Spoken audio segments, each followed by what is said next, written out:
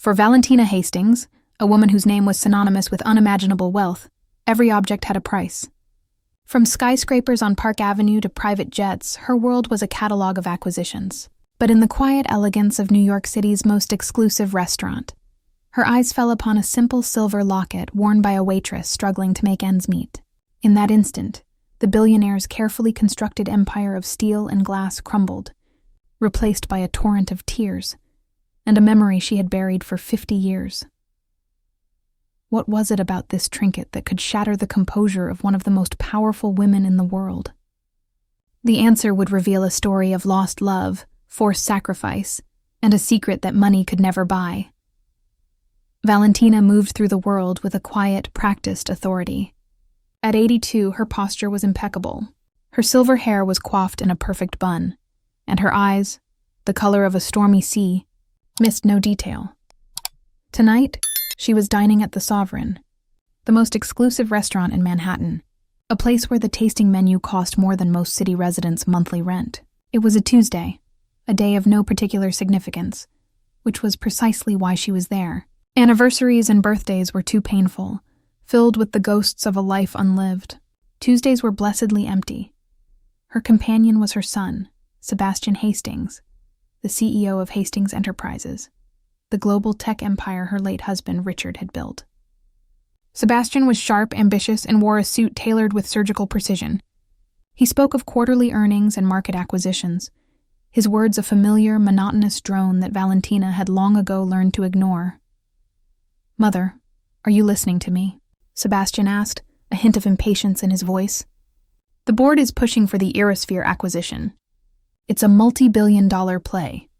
Valentina offered a faint smile, her gaze wandering over the opulent room, where crystal chandeliers spilled light onto tables heavy with linen. The tinkling of silverware was a delicate symphony. Everything was so perfect, so controlled, so suffocatingly lonely. Richard had been gone for a decade, and with him, all the color had faded from her world.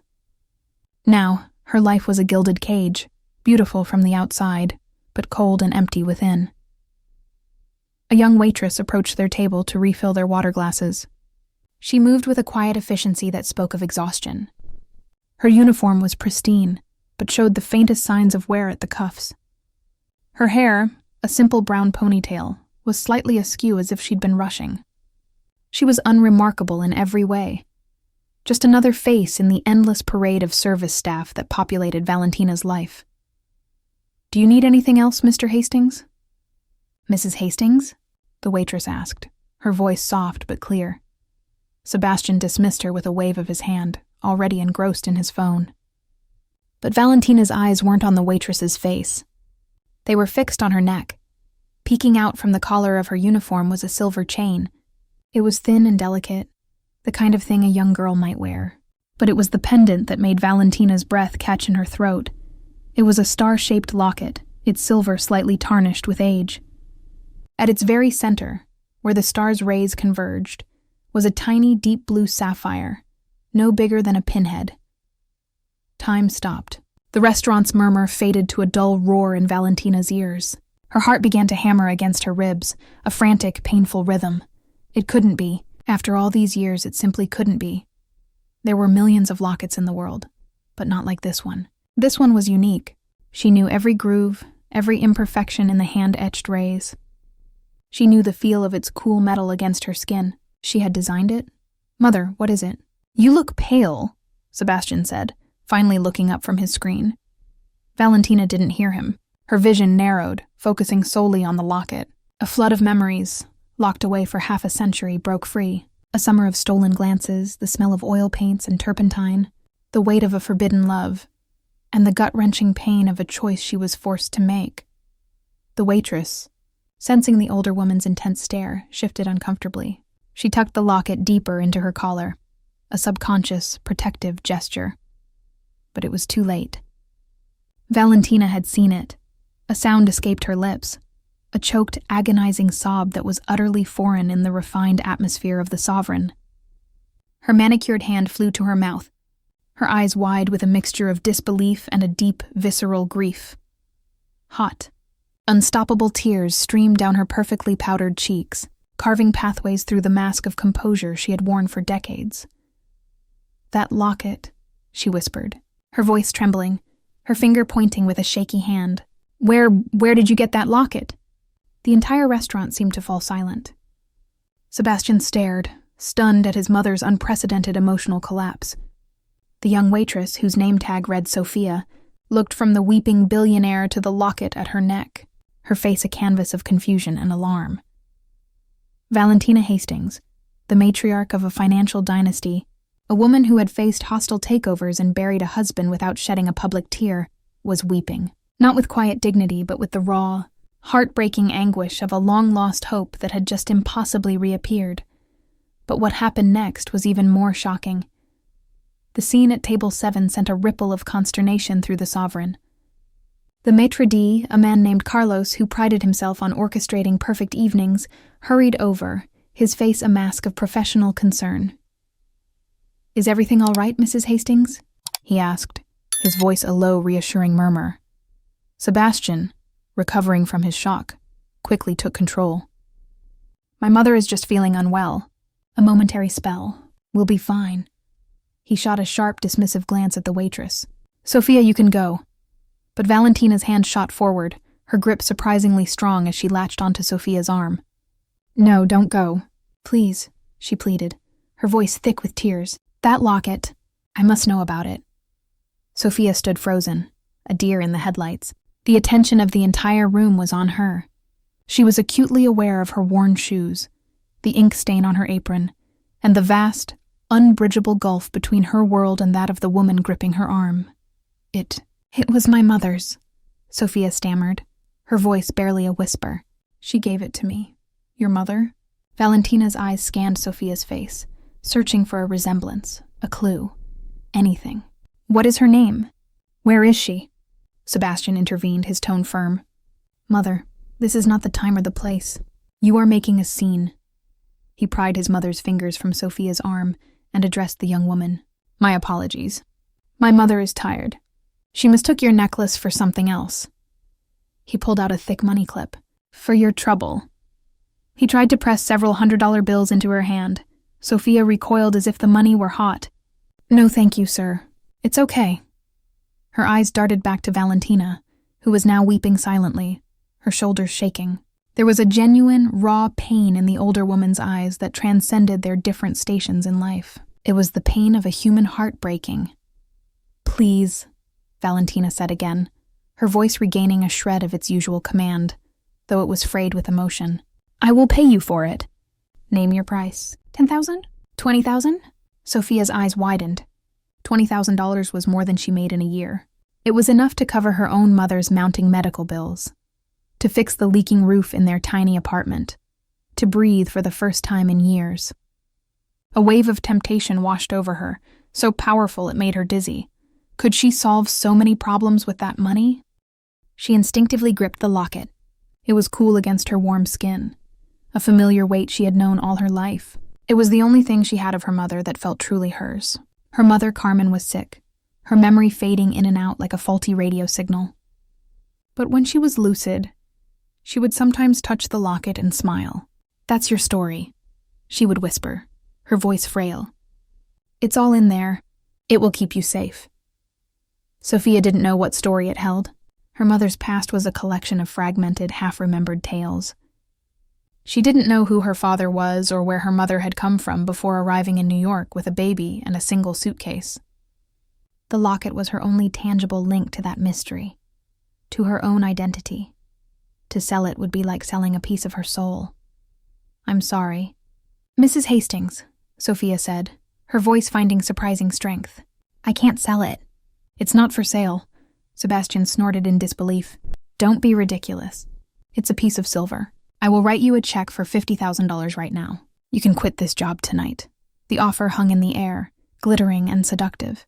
$50,000 was a fortune. But as Sophia looked at Valentina, she saw not a billionaire trying to buy a trinket, but a woman desperate to reclaim a piece of her past. And Sophia, who had so little of her own past to hold on to, understood that feeling perfectly. "No," she said again, more firmly this time. "My answer is no. I'm very sorry for your distress.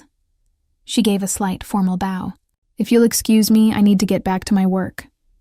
With that, she turned and walked away, her heart hammering in her chest. She could feel the stares of every customer, hear the whispers. She fled to the relative safety of the kitchen, her hands shaking so badly she had to grip the edge of a stainless steel counter to steady herself. Back at the table, Sebastian was furious. The audacity. A $50,000 offer for some bauble, and she refuses. She's playing you, Mother. She'll be back tomorrow with a lawyer demanding $1 million. But Valentina wasn't listening. Her gaze was fixed on the kitchen door through which Sophia had disappeared. The girl's refusal hadn't angered her. It had intrigued her. It confirmed the locket's value wasn't monetary. The girl cherished it, just as she was meant to. Get me her name, Sebastian, Valentina said, her voice low and determined. The tears had stopped, replaced by a steely resolve.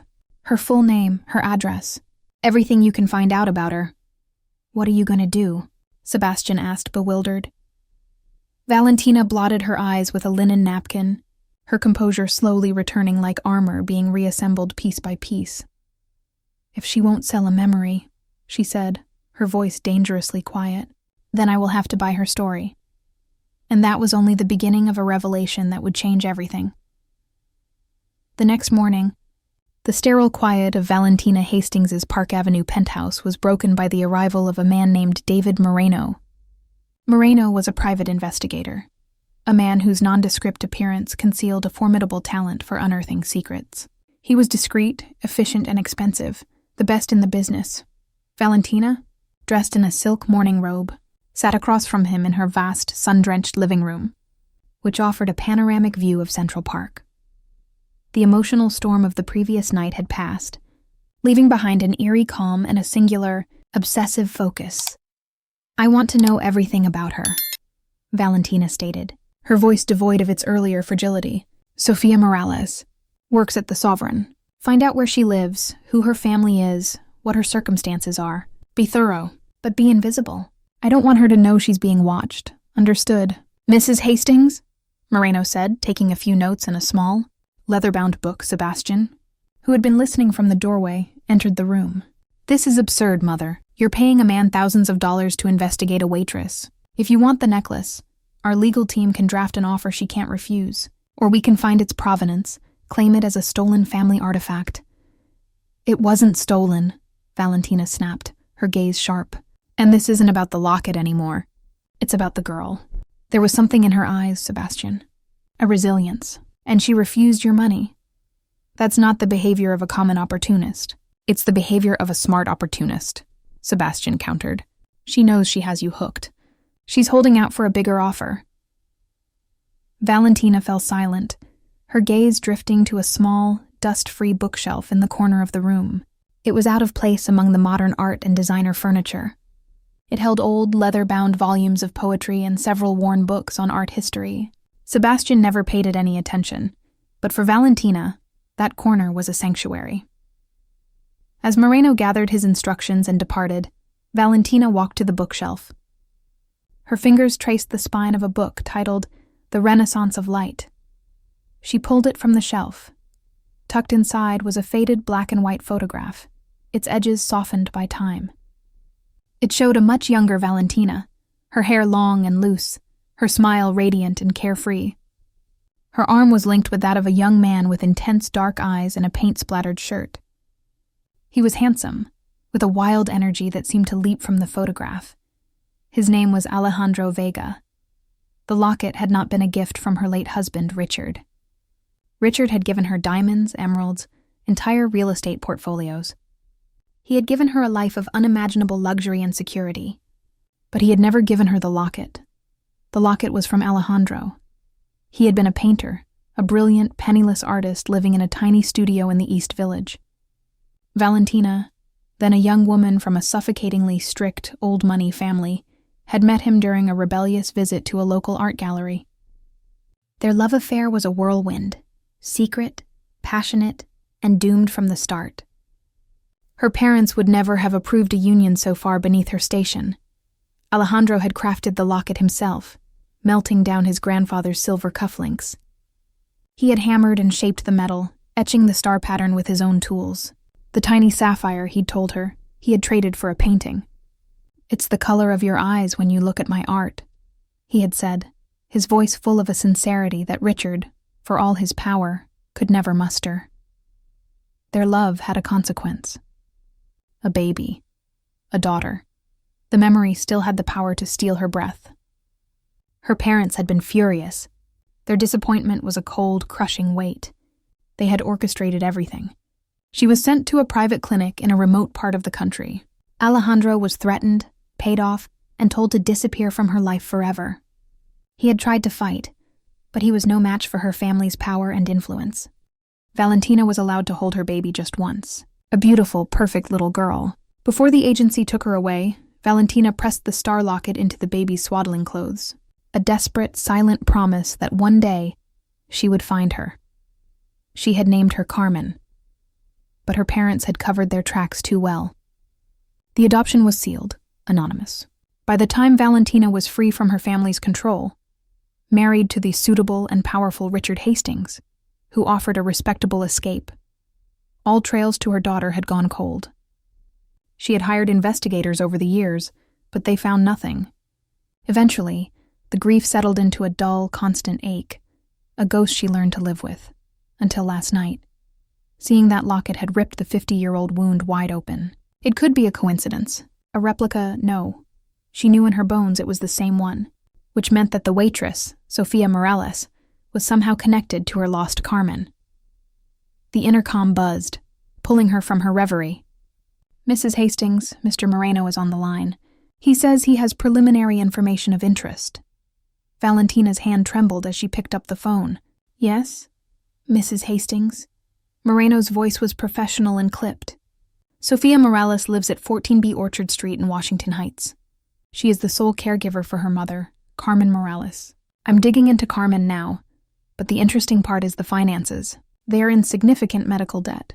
Miss Morales works 2 jobs, the night shift at the Sovereign and a morning shift at a diner called the Morning Star. Her mother's condition appears to be degenerative, neurological. The bills are overwhelming." Valentina sank into a chair. The girl wasn't a smart opportunist holding out for more money. She was desperate. She had refused $50,000, a sum that could have eased her burden immensely, out of sheer sentiment. "Thank you, Mr. Moreno," Valentina said, her voice tight. "Keep digging. I want to know everything about Carmen Morales." She hung up, her mind racing. Carmen, the name meant nothing to her, but the girl's poverty, her quiet dignity, her fierce protection of the one link to her past. It was all beginning to form a picture, one that was both terrifying and flickering with an impossible hope. And just when she thought she had found an answer, the real mystery was about to begin. Sebastian Hastings did not share his mother's sentimental intrigue. He saw the situation in strict binary terms, a problem and a solution. The problem was a waitress who had stumbled onto a lever of power and was causing his mother emotional distress. The solution was to apply overwhelming force. Bypassing his mother, whom he felt was becoming irrationally obsessed, Sebastian had his own team run a background check on Sophia Morales. The results were the same as Moreno's, but Sebastian interpreted them differently. He didn't see a fighter. He saw a collection of vulnerabilities. Debt, a sick mother, a precarious financial existence. These were levers to be pressed. 2 days after the incident at the Sovereign, Sophia was finishing her shift at the Morning Star, her second job. It was a greasy spoon diner, a world away from the refined elegance of the Sovereign. Her feet ached, and the smell of bacon grease clung to her clothes. All she wanted was to go home, check on her mother, and fall into bed. As she stepped out into the rainy afternoon, a sleek black sedan pulled up to the curb, its tinted windows humming down. A man in a suit, not Sebastian, but clearly one of his lieutenants, stepped out. "Miss Morales," he said, his tone polite but firm. "Mr. Sebastian Hastings would like to speak with you." Sophia's heart sank. She had been dreading this. "I'm sorry, I'm really tired. I have to get home." "It will only take a moment," the man insisted, gesturing to the open car door. It was not a request.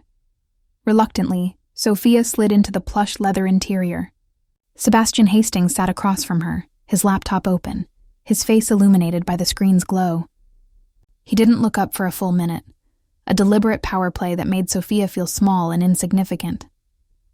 "Miss Morales," he finally said, snapping the laptop shut. "I'll be direct. My mother has developed a fixation on your necklace. It's unhealthy. I want to put an end to it." "I already told your mother it's not for sale," Sophia said, clutching her bag. "Everything is for sale," Sebastian countered smoothly. "You're just negotiating. It's a bold strategy, I'll admit. Refuse the initial offer to drive up the price. But the game is over." He slid a thick envelope across the seat.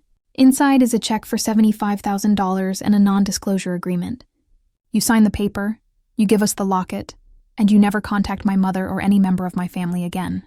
You will also, of course, resign your position at the Sovereign." Sophia stared at the envelope. $75,000. The number was even more staggering than the last, but the way he presented it felt like an insult, a transaction that stripped all emotion from the equation. "It's not about the money," she insisted, her voice trembling slightly. "It has sentimental value." Sebastian let out a short, humorless laugh. "Sentimental value doesn't pay for oncology specialists at Mount Sinai, does it? Or for the experimental drug trials for early-onset Alzheimer's. We know about your mother, Carmen. We know about the debt collectors. We know that the social worker, a Ms. Albrecht, is considering moving your mother to a state facility because you can no longer provide adequate care." Sophia felt the blood drain from her face. They had dug into her life, into the most painful private corners of her existence. They had taken her struggle and turned it into a weapon to use against her. It felt violating, cruel. "How dare you?" she whispered, a mixture of fear and fury rising in her. "This is not a threat, Miss Morales. It's an observation. In fact," Sebastian said, his voice cold as ice, "I'm offering you a lifeline. That money can secure the best care for your mother. It can give you a life free from the constant anxiety of debt, all for a piece of metal. It's a logical, practical choice." He was twisting the knife, framing her love for her mother against her attachment to the locket. He was making her feel selfish for holding on to the one thing that gave her a sense of history. Tears welled in her eyes, but she fought them back. She would not cry in front of this man. She thought of her mother, the fear in her eyes on her bad days, and the brief, beautiful moments of clarity. This locket was part of that, part of her. "The answer is still no," Sophia said, her voice shaking but resolute. "What you are doing is monstrous." "Please leave me alone," Sebastian's expression hardened. The veneer of corporate civility vanished, replaced by undisguised contempt. "Fine. Have it your way. But understand this. My family has resources. We can make things difficult. Landlords can be persuaded to terminate leases. Employers can be convinced that a certain employee is a source of disruption. You are a fly buzzing around an elephant, Miss Morales. I strongly suggest you stop before you get swatted." The threat hung in the air, heavy and suffocating. The driver opened her door. Sophia scrambled out of the car, her legs unsteady. The black sedan sped away, leaving her standing on the wet pavement, shaken and terrified. She ran all the way home, bursting into their small, cluttered apartment. Her mother, Carmen, was sitting by the window watching the rain. Today was one of her better days. "Sophia, honey, you're soaked," Carmen said, her voice gentle. "What's wrong? You look like you've seen a ghost." Sophia collapsed onto the couch, finally letting the tears come. She told her mother everything. The billionaire at the restaurant, the emotional breakdown, the aggressive son, the offers of money, the threats. Carmen listened patiently, her expression growing sad. She reached out and took Sophia's hand, her fingers frail and cool. Her eyes went to the locket around Sophia's neck. "They want it that badly," Carmen murmured, more to herself than to Sophia. "I don't understand why," Sophia sobbed. "Why is it so important to them?" Carmen's gaze grew distant, her mind wandering into the fog of her illness. "He made it. For the girl with eyes like the sea." She whispered the words, disconnected, a fragment of memory, a star to guide her home. Before they sent her away? Sophia frowned in confusion. "What, Mom? Who sent who away?" But the moment of clarity was gone. Carmen's eyes glazed over. She smiled vaguely and began to hum a tuneless melody. Sophia's heart ached. The cryptic words were just another piece of her mother's past, a puzzle that was becoming more complex and dangerous by the day. She clutched the locket tightly. It wasn't just a keepsake anymore. It was the center of a storm, and she was trapped inside it. But Sebastian's aggressive tactics would have the opposite effect. When Valentina learned from a distraught maitre d' that Sophia had been fired from her job at the Sovereign at Sebastian's insistence, she was incandescent with rage. She summoned Sebastian to her penthouse. For the first time in years, he saw not a frail, aging mother, but the formidable woman who had stood by his father as he built an empire. "How dare you?" she demanded, her voice dangerously low. "How dare you use this family's power and wealth to harass a young woman who has done nothing but work for an honest living? You threatened her. You had her fired." "I was protecting you," Sebastian retorted, standing his ground. "You were becoming obsessive, emotional. She's a nobody, a grifter looking for a payout. I solved the problem." "You are the problem, Sebastian," Valentina said, her disappointment a palpable force in the room. "You see the world as a series of transactions. You see people as assets or liabilities. You have your father's business sense, but you have none of his heart. Leave. I will handle this myself. From now on, you will stay away from Sophia Morales." After Sebastian departed, his face a stormy mask of indignation, Valentina felt a profound sense of isolation. Her own son was a stranger to her, a man molded by the very wealth she now found so meaningless. She called David Moreno. "I want to change the focus of the investigation," she said, her voice firm. "I no longer care about Sophia Morales' finances. I want to know about her mother, Carmen Morales. Find her birth certificate. I want to know where and when she was born. I want you to research adoption records for that area, for that year. Cross-reference everything. Spare no expense. It was a long shot. A wild and desperate gamble based on nothing but a gut feeling and a 50-year-old piece of jewelry, while Moreno's team began the painstaking work of sifting through decades of sealed and archived records. Valentina retreated into her own past. She opened a hidden safe behind a painting in her study and removed a small leather-bound box. Inside were the few relics she had kept from her time with Alejandro Vega. There were a handful of letters, written in his elegant cursive, full of passionate declarations of love and dreams of a future together. There was a charcoal sketch he had done of her, capturing a light in her eyes that Richard had never seen, and at the bottom of the box was a small velvet bag. Inside was a single earring, a silver star with a tiny sapphire at its center. It was the matching piece to the locket. Alejandro had only had enough silver for 1.5 pairs. He had given her the locket and one earring, keeping the other for himself as a promise. A promise to find her and their daughter, a promise he was never able to keep. She clenched the earring, the sharp points digging into her palm. The memories were so vivid, so painful. The sterile white room of the clinic, the condescending pity in the nurse's eyes, the crushing weight of her parents' decision presented as an inescapable reality. "It's for the best, Valentina. The child will have a good life with a proper family. You'll forget. You'll move on." But she had never forgotten, not for a single day. The ghost of her daughter, Carmen, had haunted the periphery of her life, a constant, silent presence. The days turned into a week.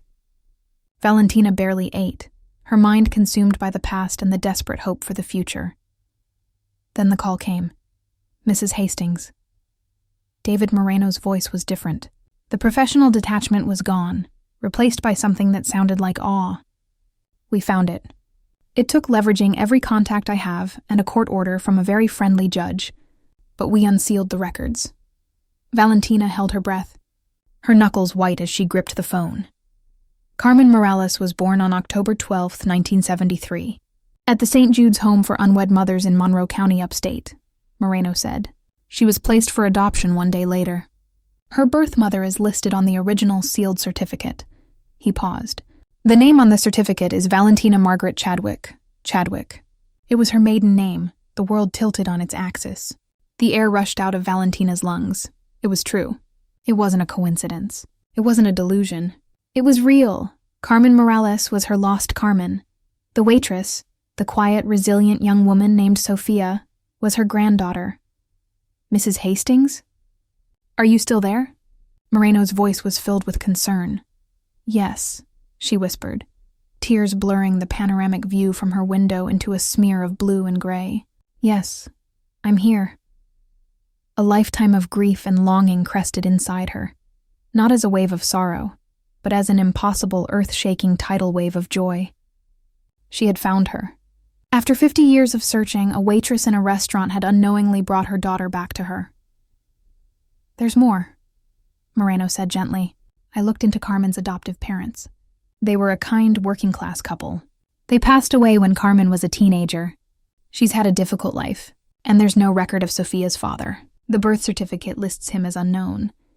It explained so much, why Carmen was alone, why they were struggling. Her daughter had lived a life of hardship, a world away from the gilded cage Valentina inhabited. And now she was sick, her memory fading.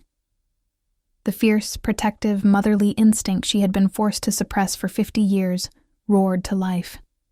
She would not lose her daughter again. Not when she had only just found her. Book the best neurological specialist in the country, Mr. Moreno, Valentina commanded, her voice ringing with an authority she hadn't felt in years. Dr. Alistair Finch at Johns Hopkins. Fly him to New York on my private jet. Rent out an entire wing of the best hospital if you have to. And get me an address. I am going to see my granddaughter. Meanwhile, in the small Washington Heights apartment, Sophia's world had become a landscape of fear. Sebastian Hastings's threats echoed in her mind. Her manager at the Morning Star had begun treating her coldly, cutting her hours. She knew it was only a matter of time before she lost that job too. The letter from the landlord about a building-wide rent hike that seemed to apply only to her felt like another turn of the screw. She was being systematically and silently squeezed by a force she couldn't fight, her mother's. Condition was worsening. The moments of lucidity were becoming fewer and farther between. Sophia spent her days terrified, feeling the walls closing in. The $75,000 she had refused now seemed like a foolish, prideful mistake. What was a piece of jewelry compared to her mother's well-being? One afternoon, as she was helping her mother with her lunch, Carmen's eyes suddenly cleared. She looked at Sophia with a focus that had become heartbreakingly rare. "Sophia," she said, her voice weak but clear. "The locket. Let me see it."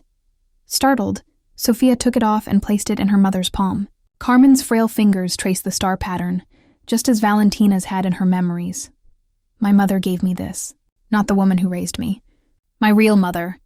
I never knew her. They told me she was very young, and her family was very powerful. They made her give me up." Sophia leaned in, her heart pounding. Her mother had never spoken of this so clearly before. "What else, Mom? What else did they tell you?" "Only that she loved me," Carmen said, a tear rolling down her cheek. "She left me this. The nurse at the home made sure I got it. She said my mother called me Carmen. She said the locket was a star, to guide me." Her voice trailed off, the effort of remembering exhausting her. "There's something inside. Did you ever look?" Sophia's breath hitched. She had tried to open the locket 1,000 times as a child, but it was stuck, the clasp fused by age. She had always assumed it was empty. "It's stuck, Mom. It never opens." "There's a trick," Carmen murmured, her eyelids fluttering. A tiny catch. On the third ray from the top. Sophia's hands trembled as she took the locket. She examined it closely, her fingernail searching. And there it was. A minuscule, almost invisible notch on one of the etched rays. Using her nail, she pressed hard on the spot. There was a faint click. The locket sprang open. Sophia gasped. Tucked inside the two halves were two tiny, perfectly preserved secrets. On one side, protected by a sliver of glass, was a minuscule, faded photograph. It was an image of a young woman with a radiant smile and eyes the color of the sea. The same woman from the restaurant, but decades younger. Valentina Hastings. On the other side, etched in delicate, looping script, were 4 words. For Carmen, find me. Sophia stared, her mind struggling to process the impossible truth. The woman from the restaurant. Her name was Valentina. Her mother's original birth certificate listed a Valentina. The nurse had said her mother called her Carmen. For Carmen, find me. Her mother, Carmen, was the lost daughter, and the billionaire Valentina Hastings was her grandmother. The realization hit her with the force of a physical blow. The obsession with the locket, the offers of money, the tears. It wasn't about an object. It was about a person. It was about her mother.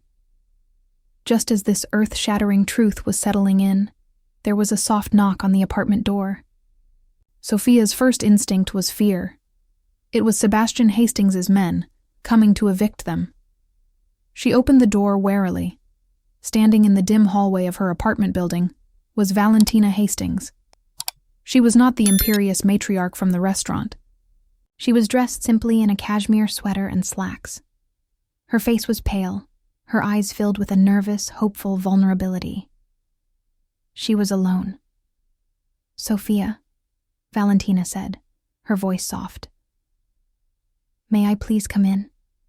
I need to speak with you, and with your mother." Sophia was speechless. She could only nod, stepping back to let the woman into her small, crowded home. Valentina's eyes scanned the room, taking in the worn furniture, the pile of medical bills on the counter, the harsh, grinding reality of their poverty. Her gaze was filled with a deep, crushing regret. Her eyes finally landed on Carmen, who was sitting in her chair by the window, now lost in her own world again. Valentina took a hesitant step forward, then another. "Carmen," she whispered, the name like a breath of air, a prayer she hadn't dared speak aloud for 50 years. Sophia held up the open locket. "She told me," Sophia said, her voice choked with emotion. "She just told me everything." Valentina looked from the locket in Sophia's hand to her daughter's face, then back to her granddaughter's face. The resemblance was undeniable.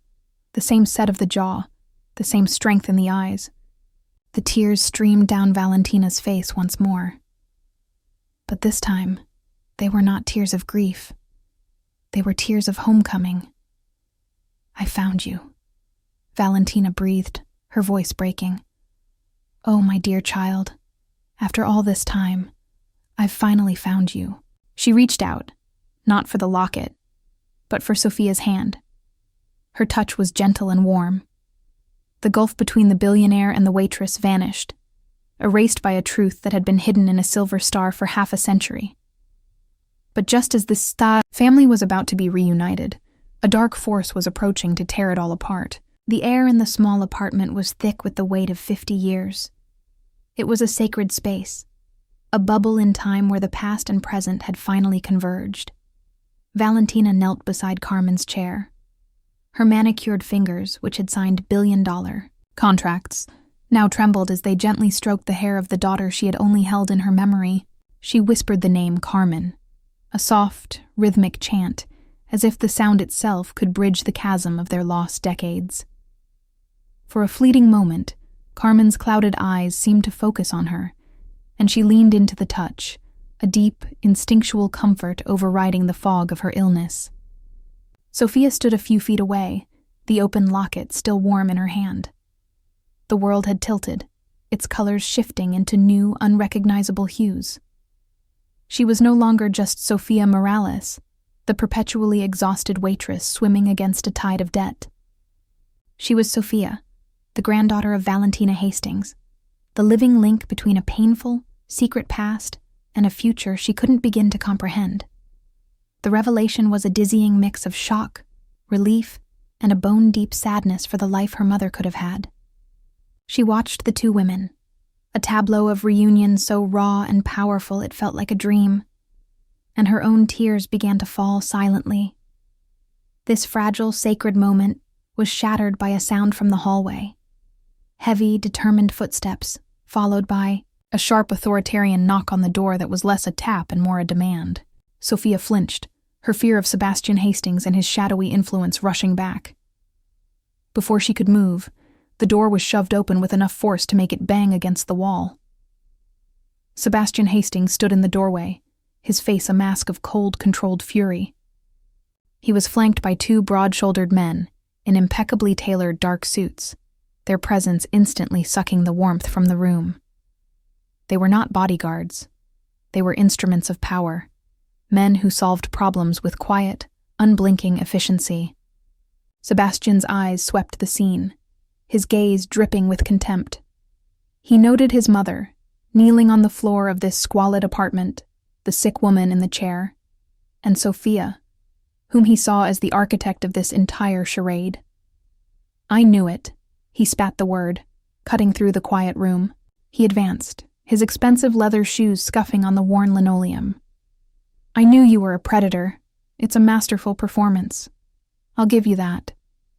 You find a lonely old woman, discover some obscure detail from her past, and then you weave this elaborate, pathetic fantasy. He stopped directly in front of Sophia, towering over her. How much did it take to convince her? $100,000? 2? What's the going rate for a fabricated family history these days? Sophia cowered, intimidated, but also lit by a spark of defiance. You don't understand, she began, her voice barely a whisper. Oh, I understand perfectly, Sebastian interrupted, his voice dangerously low. I understand that my mother is vulnerable, and you are a parasite that has attached itself to this family's wealth. Well, the game is over. He turned to his mother. Mother, we are leaving, now. These men will handle this. Transaction, retrieve your property, and ensure Miss Morales understands the legal consequences of extortion. He nodded sharply to one of the men, who took a step toward Sophia, his hand outstretched for the locket. You will do no such thing, Sebastian. Valentina's voice cut the air like a shard of ice. She rose to her feet with a grace that defied her age, planting herself firmly between Sebastian's man and Sophia. She was no longer the frail, weeping woman from the restaurant or the remorseful mother on her knees. This was Valentina Hastings, the matriarch, and her eyes burned with a protective fire Sebastian hadn't seen since his father's funeral. This is not a transaction, she declared, her voice ringing with absolute authority. And this, she said, gesturing to Sophia, is not a parasite. This is my granddaughter, Sophia. And this woman, her voice cracked with emotion as she pointed to Carmen, is my daughter Carmen. Sebastian let out a sharp, disbelieving laugh. Daughter, granddaughter. Mother, listen to yourself. You're unwell. This pauper has poisoned your mind. You have never, in my entire life, mentioned a lost daughter. Because I was made to be ashamed. Because my parents, your grandparents, decided that the family name was more important than a baby. They cared more about appearances and their social standing than their own daughter's heart. I was 17, Sebastian. I was a scared girl, in love with a man they deemed unsuitable, and they tore my life apart. They sent me away, they took my baby, and they threatened the man I loved until he disappeared forever. They told me to forget, to move on, to bury the shame. And for 50 years, I have lived with that ghost. She took a step closer to her son, her gaze unrelenting. You are just like them. You see a problem, and you throw money or threats at it. You cannot comprehend that something's value could be anything other than monetary. You look at Sophia, and you see a poor waitress. I look at her, and I see a young woman with more integrity and love in her heart than you have ever shown. I offered her a fortune, Sebastian, a life-changing amount of money that could have solved all her problems, and she refused. She refused because this locket, my locket, the one I put in my daughter's blanket, meant more to her than all the money in the world. Valentina's gaze was merciless. You tried to destroy her. You had her fired. You threatened. Her housing, you used the entire weight of the Hastings name to crush a girl who had nothing. And still, she protected her mother's one keepsake. She protected my daughter's legacy without even knowing what it was. The silence that fell was thick and heavy. Sebastian stared at his mother, the absolute conviction in her voice shaking the very foundations of his reality. Sophia, emboldened by Valentina's defense, held up her hand, the locket open in her palm. The light from the window caught the tiny, faded photograph of the smiling young Valentina. Sebastian's eyes were drawn to it, to the undeniable proof. He saw his mother's face before she was his mother, a girl full of a light he had never known. He saw the inscription, "For Carmen, find me." His carefully ordered world, a world of spreadsheets and market values, of clear wins and losses, fractured. The cold logic that had been his armor for so long shattered against the irrefutable truth of this messy, emotional story. He looked from the locket to Sophia, and for the first time he didn't see a con artist. He saw a young woman with his mother's eyes. He looked at the frail, sick woman in the chair and saw not a prop in a scam, but his aunt. A member of his family who had lived a life of hardship while he had lived in unimaginable privilege. The sheer scale of the family secret, of the injustice, hit him with the force of a physical blow. His entire identity was built on a lie of omission. The fury drained from his face, replaced by a spectral pallor. The arrogance in his posture collapsed, leaving him looking suddenly younger and lost. He started, but no words came. What could he say? He had been monstrous. He had wielded his power with cruelty, all in the name of a truth that was utterly false. Shame, a foreign and corrosive emotion, burned in his gut. He couldn't bear to look at his mother's disappointed face or the quiet dignity of the girl he had tried to break. Without another word, he turned on his heel and walked stiffly out of the apartment, brushing past his confused men, leaving them in the doorway. "Leave!" Valentina commanded them, her voice quiet but firm. They looked at each other, then retreated, pulling the door closed softly behind them, sealing the new family inside the quiet apartment walls. The storm had passed. In the silence that followed, Sophia finally let out a shaky breath she hadn't realized she was holding. Valentina came to her, taking both the locket and Sophia's hand in her own. "He will adjust," she said, though her voice lacked conviction. "Or he won't. It doesn't matter. We matter." Now, with renewed purpose, Valentina pulled out her phone. She made a call, her voice a calm, commanding force that Sophia now understood could move mountains. "This is Valentina Hastings. I need Dr. Alistair Finch. I don't care what his schedule is. My private jet is on the tarmac at JFK. I want him in this city by tomorrow morning, ready to see a patient. Yes, the cost is not an object. Make it happen." She hung up and turned to Sophia, her eyes soft with a century of unshed tears. "Your mother will have the best care. You will have a home, a real home. You will never have to work 2 jobs again unless you choose to. You can go to school, travel, anything. The world is yours now, Sophia." Sophia could only shake her head, overwhelmed. I don't know what to say." "You don't have to say anything," Valentina said gently. She looked down at the locket, tracing the star with her finger. "Your grandfather made this," she whispered, giving Sophia the final piece of her story. "His name was Alejandro Vega. He was a brilliant painter, and he had the kindest soul I have ever known. He would have loved you so fiercely." Valentina looked over at Carmen, who had drifted into a peaceful sleep. A real family. After a lifetime of loneliness in a gilded palace, Valentina had finally found her home, in a cramped, 2-room apartment with a daughter lost to time and a granddaughter she never knew she had. The Hastings fortune in stocks and steel was vast, but it was nothing compared to this. This was the true inheritance. This was the inheritance of the heart. In the end, it wasn't Valentina Hastings' billions that healed her broken heart. It was the discovery that the greatest treasure she ever possessed wasn't something she could buy, but someone she had lost. The story of Valentina, Sophia, and Carmen reminds us that family isn't defined by wealth or status, but by the unbreakable threads of love that are woven through generations. Sometimes lost, but never truly severed.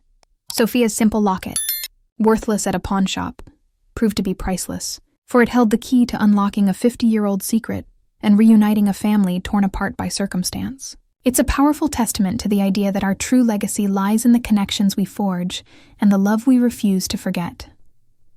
If this story of loss and reunion touched your heart, let us know in the comments below what you would have done in Sophia's position.